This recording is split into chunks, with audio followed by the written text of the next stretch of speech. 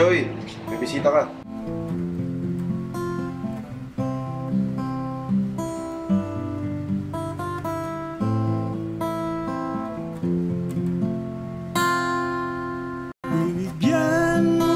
Pwede ding tonton. Para ang madilim kong nakaraan. Binigyan mo ng pag-asa mga pangarap kong nawala. alagaan niyo rin po ang sarili niyo, Mang Joey. Sa'yo ko lamang natagpuan. Wala kang karapatan mangimasok sa buhay ko! Wala na siya.